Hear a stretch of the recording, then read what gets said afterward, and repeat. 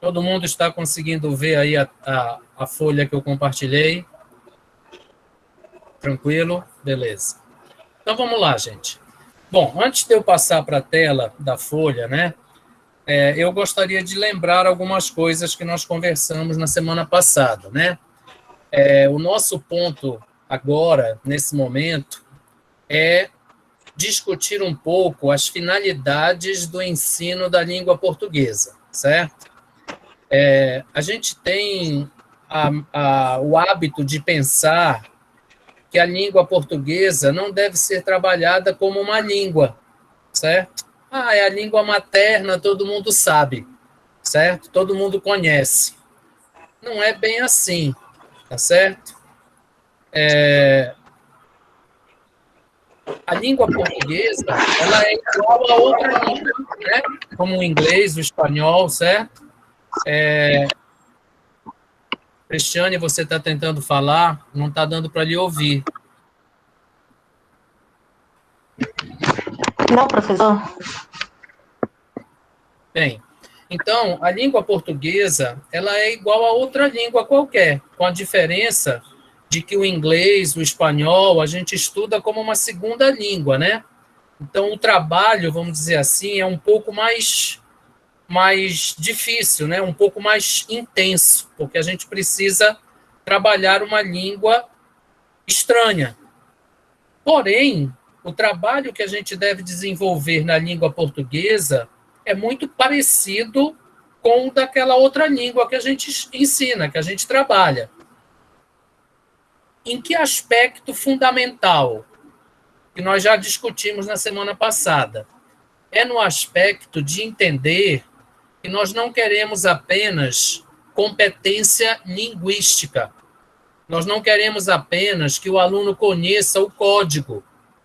Nós queremos que o aluno saiba se comportar nas situações em que o código é necessário, certo? Então, quando nós estivermos trabalhando a língua portuguesa, é preciso nós também pensarmos que ela é utilizada para comunicação, certo? É preciso pensar que nós não estamos falando sozinhos, né? Nós não estamos numa ilha isolada, né? Numa ilha deserta e falando sozinho, nós e nós mesmos. Não. Existe um receptor. Toda vez que nós falamos, toda vez que nós escrevemos alguma coisa, nós estamos falando e escrevendo para alguém, certo? Então, este alguém, ele é parte ativa desse processo. Então, nós precisamos fazer o nosso aluno compreender tudo que está em volta do uso da língua. Então, não adianta, por exemplo, você só ensinar o aluno a ler. Porque se ele ler, mas não conseguir compreender, se ele ler, mas não conseguir interagir com o texto, não vai adiantar nada, certo? Porque ele estaria falando igual um papagaio, apenas reproduzindo linguagem. E não é isso que nós queremos, certo? Nós queremos que o aluno seja capaz, por exemplo, de ler um texto e conseguir interagir com esse texto. Deixa eu ver se eu dou um exemplo para vocês, que é uma coisa que nós vamos mais tarde discutir. Você pega uma obra literária que foi escrita há meio século atrás. Muito bem, você precisa ter um conhecimento de história, né, para você saber qual era o contexto daquela época, certo? Para poder entender quais eram as características do movimento literário daquela época, para poder entender a obra. Porém, se você não atualizar essa obra para os seus dias, para o contexto que você vive hoje, você não vai conseguir fazer nada com aquela obra. Então, por exemplo, você precisa identificar um personagem principal, tá? E trazê-lo para a sua época. Porque você fazer uma relação com a época em que a obra foi escrita, você não vai entender muita coisa, porque você não viveu naquela época. E depois, aquilo que aconteceu lá com a linguagem, não com certeza será a mesma coisa que acontece hoje. Certo? Então, a gente precisa de alguma forma interagir com a leitura. Por quê? Porque nós somos pessoas, nós somos leitores ativos e não passivos, como se acreditava no passado. Então, esse trabalho com a língua portuguesa precisa estar presente na sala de aula.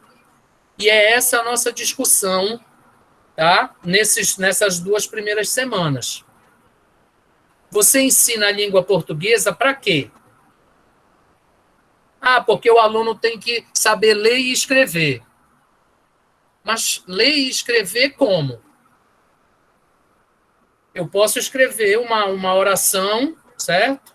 Perfeitamente correta, em termos gramaticais, mas na hora que eu tiver que colocá-la num texto, eu posso não conseguir fazer sentido nenhum dela. Então não adianta, correto? Aí não vale a pena, porque você estaria apenas alfabetizando o aluno. Você não estaria dando a ele ferramentas para usar aquilo na demanda social do dia a dia. É por isso que se discute muito essa coisa de será que o professor que dá aula usando música de funk, de rap, é bom? Por que não? Se isso faz parte da realidade do mundo em que a gente vive. Então, quando a gente vai trabalhar a língua portuguesa, certo? A gente precisa estar pensando nesse aspecto. Então, nós vimos na semana passada que não basta só conhecer a língua, é preciso ser capaz de produzir manifestação linguística, linguagem, que é diferente. Então, a linguagem é você fazer uso da língua para produzir sentido, para produzir significado. Só que isso não é para você, né, professor, é para a audiência. Então, o seu aluno, ele está ali na sala de aula com você, ele está ali no ambiente da escola, um certo período do dia. Mas quando ele sai de lá, ele vai para o mundo, vamos dizer assim, real. Ele vai para a casa dele, né? Ele vai para a lanchonete, tá? Ele vai para o médico, ele vai para o dentista. Então, ele vai para o mundo real. Então, ele precisa entender que não é em todo ambiente, por exemplo, que ele pode usar gíria, não é em todo ambiente que ele pode usar palavrão, certo? Não é em todo ambiente que aquelas variações linguísticas, né, aquelas modificações linguísticas que a gente usa muito na internet, por exemplo, que a gente vai abreviando um monte de palavras, né, que ele não vai poder escrever isso em qualquer lugar. Então, se você pega, por exemplo, um texto na sua aula de português para discutir com seu aluno, e aquilo é uma mensagem da internet ou é um e-mail que foi escrito dele para um outro amigo, vai estar lá um monte de abreviações, né? VC, TBM, SQN, né? Só que não. Então, há uma série de ferramentas, né? De recursos que ele poderá usar naquele contexto. Porque aquilo é um vai e vem, certo? Vocês sabem que comunicação é uma coisa que tem emissor e receptor. E o receptor, ele reage, tá? Então, se eu faço uma emissão, né, se eu faço um enunciado, quem recebe esse enunciado reage. E dependendo dessa reação, eu vou ter a minha tréplica. Não é assim que acontece nesses debates? O cara diz uma coisa e o outro faz a réplica, depois tem a tréplica e assim vai. Então, nós precisamos fazer o nosso aluno entender isso, tá? Então, o que eu coloquei aí nessa folha para vocês foi, na verdade, uma síntese daquilo que está lá no texto da semana passada, que é o mesmo que vocês vão usar para fazer a tarefa dessa semana, tá? Então, nós temos que pensar nessa competência comunicativa. Não basta você apenas ensinar para o aluno gramática, tá? Não adianta o aluno tirar 10 numa prova, apenas. Mas ele precisa ter noção dos elementos da comunicação. Então, ele precisa saber que existe um contexto que é mais formal, outro que é mais informal, certo? Ele precisa saber que nem sempre quem está conversando com ele ou quem está lendo o texto que ele está escrevendo é uma pessoa qualquer. Então, este receptor é de extrema importância. E nós vimos já, né, na nossa discussão da semana passada, que quando você faz isso, você tem uma intenção, né? Então, quando você diz alguma coisa, você tem uma intenção, você não diz aquilo para o vento. Então, a gente costuma dizer que é preciso ter muito cuidado com as palavras. Não é só a palavra falada, né? A palavra escrita também. Porque depois do que é dito, tá? Depois que a palavra é solta, dificilmente você consegue trazê-la de volta, né? Você pode até reparar, mas aquilo já foi dito, certo? Aquilo já foi produzido. Então, aí você tem uma intenção, certo? Então, você usa os recursos, né, linguísticos para, vamos dizer assim, fortificar ou fortalecer ou solidificar aquela intenção. Aí você usa metáfora, né? Você usa pleonasmo, você usa eufemismo, certo? Mas não é sempre que isso é possível ou que isso deve ser usado, tá? Então, esse uso, certo? Essa construção da linguística que a gente fala tanto e que a gente trabalha, que é elaborada pelo emissor, né? Ela precisa estar dentro de todos esses elementos, dentro desse como é que eu vou dizer? Dentro dessa bolha de discurso, certo? Então, olha, o propósito maior deve ser ver a linguagem como interação. Então, você não está só, certo? Você não é um papagaio apenas repetindo coisas. Você não fala para você mesmo, certo? Você não está falando sozinho. Então, as pessoas, certo, recebem aquela sua manifestação linguística.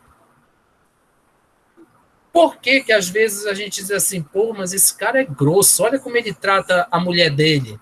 Ou essa mulher parece um pedaço de maçaranduba, olha como ela trata as pessoas. Por que que a gente consegue dizer isso? Porque a linguagem é uma coisa e a língua é outra, certo? Então, vamos dizer que a manifestação linguística, ela não tem só os elementos da língua, mas ela tem os elementos metalinguísticos, quer dizer, sentimento, entonação, né, emoção, correto? Então, é a linguagem da linguagem. Então, é preciso que os nossos alunos, na hora que nós estamos trabalhando com a língua portuguesa na sala, é preciso que eles tenham essa noção, certo?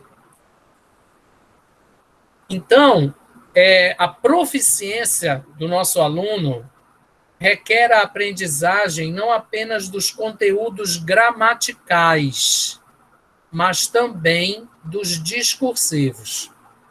Então, assim, por que, por exemplo, você está trabalhando, você está assistindo lá um vídeo, né? Aí o Maia lá, né, o presidente anterior da Câmara dos Deputados, fez um discurso lá de despedida e chorou. Isso você pode trabalhar com seu aluno. Por que ele chorou? Qual é a intenção desse choro? Tá? O que é que ele é? O que é que envolve tudo isso? Então, nós temos que pensar que existem agentes nessa comunicação, certo? E esses agentes, eles estão envolvidos naquelas manifestações. Então, é por isso, e a gente conversou também um pouco sobre isso na semana passada, e nós vamos conversar um pouco mais depois de forma mais detalhada, que existe uma discussão muito grande entre os gramáticos puristas e os sociolinguistas. Então, os puristas querem que o aluno fale de forma absolutamente correta, 100% padrão, norma culta. Os sociolinguistas, eles dizem não, tudo bem, ele precisa saber da norma culta, mas ele também precisa saber que, em alguns momentos, essa norma culta ela é desobedecida. Certo? Agora, ele precisa entender que é um momento e outro momento. Não é o mesmo momento sempre. Então, há variações. As pessoas cometem, vamos dizer assim, certos deslizes com a língua portuguesa. Aí o cara diz, fala errado. Bom, esse fala errado, ele precisa ter algum limite, certo? Então, existe um limite entre o errado da comunicação e o preconceito linguístico. E a gente precisa ter muito cuidado com isso, certo? A gente precisa ter muito cuidado com isso. Vejam bem, ninguém está dizendo aqui que você tem que ensinar para o seu aluno a falar português de forma errada. Não é isso. Mas o aluno precisa conhecer, precisa saber que existe uma norma culta que ele vai talvez usar em determinados momentos, mas que também existe uma outra norma, que é a norma social, que é a norma da comunicação. E pode ser que em determinados contextos ele possa, vamos dizer assim, se despreocupar um pouco dessas regras gramaticais. É por isso que hoje se diz que a gente não deve ensinar a gramática de forma estanque, certo? A gente deve ensinar a gramática de forma contextualizada. Então, eu não sei se vocês lembram, há alguns anos atrás, o MEC, através do Fundo Nacional de Desenvolvimento da Educação, do FNDE, contratou uma professora que é super qualificada, né, que é super bem referendada, para produzir um livro didático, para ser utilizado na escola regular, no ensino fundamental, especialmente. E neste livro, ela resolveu utilizar diálogos onde havia manifestações com erros. E aí ela disse não. E quando começou a discussão, a confusão, ela disse não, gente. Isso são manifestações do português. São muitos Brasis. E todos falam português. As normas gramaticais são as mesmas. Mas você tem vocabulários diferentes em regiões diferentes. Você tem expressões diferentes, né? As pessoas cortam determinadas desinências das palavras, especialmente aquele Szinho do plural final, né? E a gente vê muita gente cortando esse S. Tem as contrações. Em vez da gente dizer Às vezes a gente diz assim, não é, em vez de dizer não é. Mas quem disse que não é está errado? Na norma culta está, certo? Na norma padrão está. Mas isso é utilizado dentro do dia a dia do português. Então é muito difícil você dizer que há uma coisa que está errada. Claro, se você está fazendo uma prova, certo? Se você está escrevendo um contrato, você precisa ter cuidado com o que você está escrevendo, certo? O contrato precisa ter correção, as palavras precisam estar dentro do jargão daquele universo. Então, um laudo médico, por exemplo, ele não pode ser escrito de qualquer forma, porque ali existe uma intenção específica, certo? Quando um advogado faz uma petição ao juiz, muitas vezes essa petição é feita online. Agora, a grande maioria dos processos se inicia eletronicamente. Então, se o advogado não escreveu direito e o juiz não entendeu o que ele escreveu, o que ele vai fazer? Vai dizer, burro, vai estudar de novo, né? Vai ver o que tu escreveste, vai aprender a escrever. Então, os universos, isso que a gente tem que entender, tá? Em síntese, os universos onde se produz manifestação linguística são diferentes. E o discurso, ele envolve esse meio. O uso da língua, ela precisa levar em consideração esse meio. Então, o Vygotsky, né, o Piaget, o Paulo Freire, todos defendiam isso. E se você for pegar o Bakhtin, o Kant, né, que são estudiosos do discurso, vocês vão ver que as variáveis vão muito mais além do que aquela palavra que você usou. Aí o cara diz assim, mas eu não tenho tempo na minha sala de aula, eu tenho 40 minutos para trabalhar aquele conteúdo e mal dá para eu ensinar a gramática. Será? Porque é tudo mais fácil, né, gente? É tudo mais fácil. O professor de matemática, por exemplo, ele podia colocar uma equação no quadro e dizer assim, olha, isso aqui é uma equação de tal grau, a resposta é essa e essa. Pronto. Mas não, ele tem que ensinar o aluno a resolver a equação, a raciocinar em cima da equação. Então, se o aluno raciocina em cima da matemática, por que ele não pode raciocinar em cima do português? Qual é a diferença?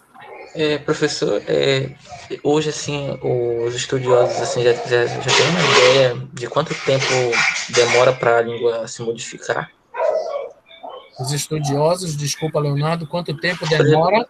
Para a língua se atualizar, se modificar, assim, no tempo? Não demora nada. Hoje em dia, a língua se modifica diacrônica e sincronicamente, quase que instantaneamente. Enquanto nós estamos conversando aqui, pode ser que várias palavras tenham surgido já. Só que, para que um termo se torne lexicalizado, quer dizer, para que ele passe a fazer parte formal do conteúdo lexical de uma língua, os estudiosos consideram 5 anos para que ele seja utilizado com frequência e aí então ele passa a ser do léxico, entendeu? Da língua. Mas a língua, por isso que eu estou lhe dizendo, veja, isso é, vamos dizer assim, o técnico. Mas a língua de comunicação é a todo instante. E com essa coisa da internet, né, com essa coisa da comunicação virtual, eletrônica, ficou muito pior, ou muito melhor, né? Certo? Porque a coisa vai mudando e se modificando quase que instantaneamente. Agora, veja bem, regras do código da língua não se alteram assim, dessa forma, tá? Podem surgir novos vocábulos, certo? Novas expressões, tá? Alguém pode inventar aí uma palavra ou uma expressão qualquer e depois de algum tempo isso passar a ser do cotidiano linguístico, mas as normas, as regras, elas só se modificam quando há um acordo, né? Quando é um processo técnico. Então, você lembra que há algum tempo atrás houve um acordo ortográfico, né? Fizeram uma série de modificações aí com relação a algumas coisas, algumas normas, regras, né? Ortográficas. Mas isso precisa ser uma coisa técnica, né? Então, tem lá uma comissão, certo? Tem um estudo para que isso aconteça. Então, é proposto, aprovado, e aí passa a fazer parte do código, tá? Professor, e quanto a essas palavras em inglês que hoje em dia estão sendo adicionadas, né, e já fazem parte, né, da língua portuguesa, como é que fica isso? Muito bem. Quem quer responder? Vocês ouviram a pergunta do Everaldo? Ele está se referindo aos estrangeirismos, tá? São aquelas palavras, né, de outra língua. Exato. Que são utilizadas no português. E aí também existe uma brigalhada doida por causa disso, né? Vocês lembram que houve muita discussão na Câmara dos Deputados por causa disso e não aconteceu nada, continuou tudo como está. Quem gostaria de responder?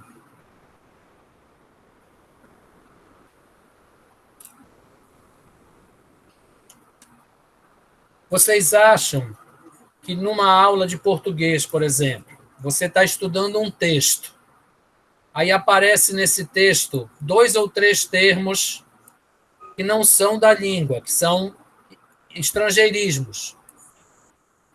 Você deve ignorar, você deve negligenciar ou você deve explicar, deve discutir isso?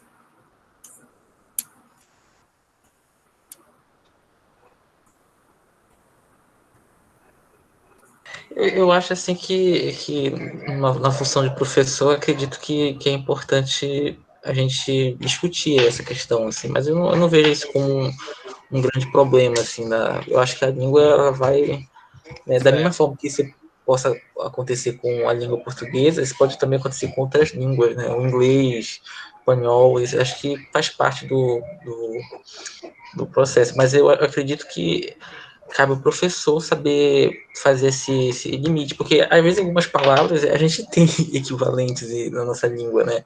Por exemplo, se show, você tem espetáculo. Pois é, e é até mais fácil, de você utilizar aquela palavra em português, né? E está se usando. Mas por por quê? exemplo, Essa observação é importante. Por que é mais fácil?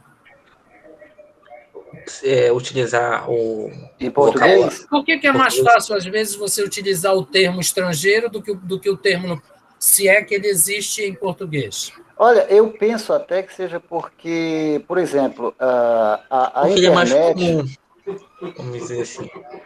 Eu acho que... Porque a internet hoje você precisa... muitas páginas, elas já trazem, né? E você tem que saber, né, um pouco de inglês para poder entender certas coisas, né? Então, acredito que o pessoal já traz para dentro do nosso idioma para que as pessoas vá se adaptando, né? Pois é, mas olha só, vamos pensar aqui um pouco. Um dos princípios desse trabalho linguístico, né, é você entender que algumas línguas têm hegemonia sobre outras, certo? Então, o inglês é considerado uma língua universal. Universal, é. Então, determinados aspectos servem para todas as línguas do mundo. Certo? Certo. Existem alguns termos, vamos nos concentrar e focar no português, existem alguns termos que você não tem em português. Existem outros termos, tá, que nomeiam as coisas. Então, por exemplo, você não vai poder chegar em algum lugar e dizer para o vendedor da loja assim, olha, eu quero um ratinho de computador. Porque não existe isso. A palavra é mouse. Eu quero comprar um mouse para o meu computador. Não tem outro jeito. Você não vai poder chegar numa loja de roupa e dizer para a pessoa assim, olha, eu quero uma calça daquele material que é mais resistente, que tem azul, preto, aquele material mais duro, né, mais rígido, mais forte. Não tem isso. É jeans. Você não pode chegar lá e dizer, olha, eu quero comprar um Gianche. Não tem isso, é jeans. E por aí você vai, outdoor. Como é que você vai dizer o outdoor? Então, agora, o que é importante, tá? E isso aí sim, é preciso que os autores, né? É preciso que os professores tenham cuidado com isso. Porque se você, por exemplo, você tem um texto em português, se você vai utilizar um termo estrangeiro, um termo que é de outra língua, o que é que você faz? Ou você coloca entre aspas, ou você coloca em itálico, ou você coloca em negrito. Por quê? Porque o aluno precisa entender que aquilo é um termo de outra língua, que você está usando lá no texto. Isso é possível? É claro que é, porque ele faz parte do dia a dia da língua portuguesa. Infelizmente, o português ele não é mais dominante que o inglês. Então, existem termos da língua inglesa, como existem da espanhola e da francesa, que são universais. Certo? Só que aí você precisa explicar isso para o seu aluno. Não basta você dizer assim, olha, isso não, é isso aí, olha, é assim mesmo, é assim que a gente não tem termo em português para dizer é isso aí, então a gente usa o termo do inglês. Isso aí não é finalidade de ensinar a língua portuguesa. Certo? Então você precisa explicar para o seu aluno o que é que acontece. Certo? É preciso que você explique que isso é um fenômeno linguístico aceitável, certo? Que não está errado.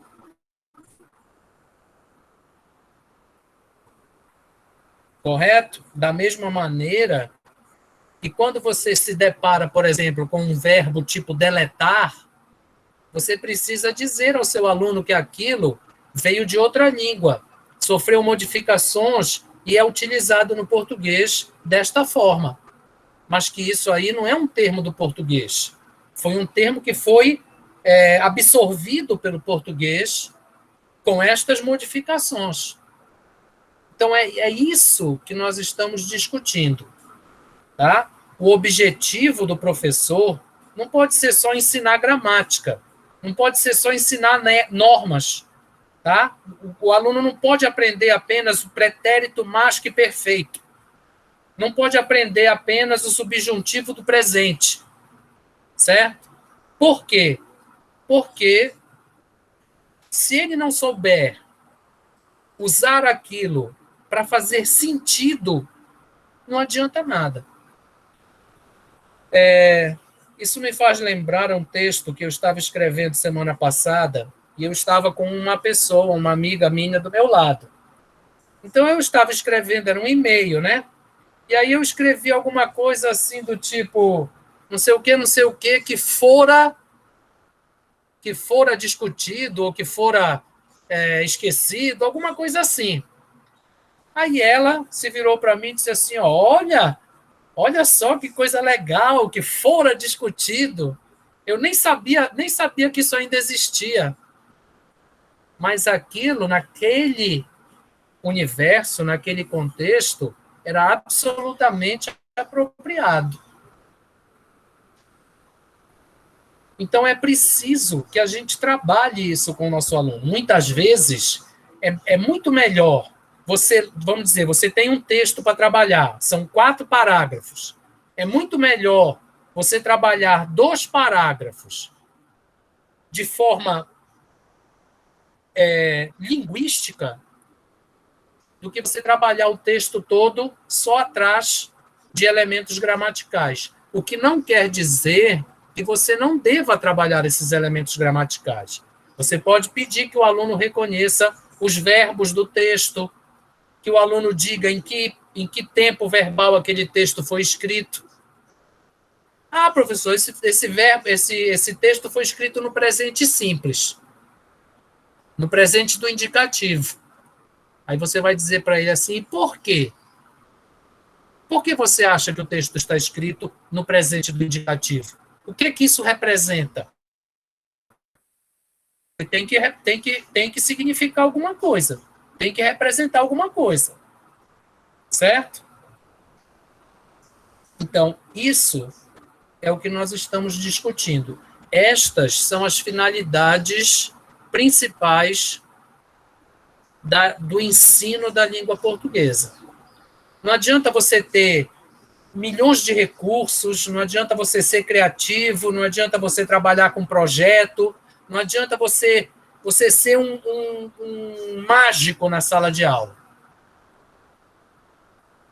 Um dia, o seu aluno vai se lembrar de você, olha, aquele professor, ele era um mágico na sala de aula. Eu me lembro perfeitamente da aula em que ele disse isso, assim, assim, assim. Olha, estou precisando agora. Me lembro bem disso. Aí sim, você atingiu a sua finalidade. Certo? Porque, prestem atenção, a pessoa, quando ela traz realidade para a língua, ela jamais esquecerá de como produzir uma manifestação linguística correta. Esse é o desafio. Então, eu deixei para vocês aí, uma pergunta, né? Porque a gente compreende bem tudo isso, a gente sabe disso, a gente sente isso. A pergunta é como nós vamos fazer isso, certo? Como nós vamos realizar isso? Então, a tarefa que eu coloquei lá para vocês essa semana, ela tem como base o mesmo texto da semana passada, tá? Não tem texto novo lá. Mas só que eu fiz uma pergunta lá para vocês, que era para vocês pensarem na realidade, e dentro desses objetivos, dentro dessas finalidades todas principais, qual é aquela que vocês acham que não se aplica à nossa realidade? Qual é aquela que vocês acham que não tem sido objeto de preocupação e de trabalho e de foco das nossas aulas de língua portuguesa? Entenderam? Porque, vejam bem, se eu perguntasse qual que vocês acham que é apropriado, que está tudo certo, que a gente usa muito, aí é fácil. Mas eu quero que vocês pensem na nossa realidade atual. Está escrito isso lá na atividade, hein? É a realidade de hoje, certo? A nossa vida hoje. Quais destas finalidades vocês acham que não está sendo aplicada? Aí lembrem que eu sempre disse a vocês, pensem nas experiências de vocês como alunos, certo? Um pouco lá para trás. E aí pensem no uso da língua hoje. E aí façam um textozinho lá de 2 parágrafos, tá? No máximo, com uma reflexão sobre isso. Ok? Alguma pergunta, alguma dúvida? Alguém gostaria de interferir ou de fazer mais algum comentário? Senão eu vou tirar aqui a nossa tela para ver a cara de vocês melhor e vou interromper a gravação. Posso tirar a tela?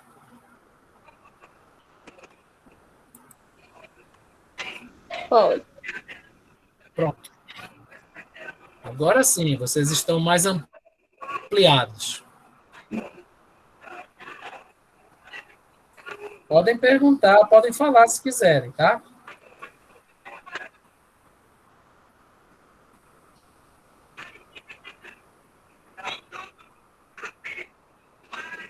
Tudo certo, gente? Tudo bem entendido? É entendido. Que bom.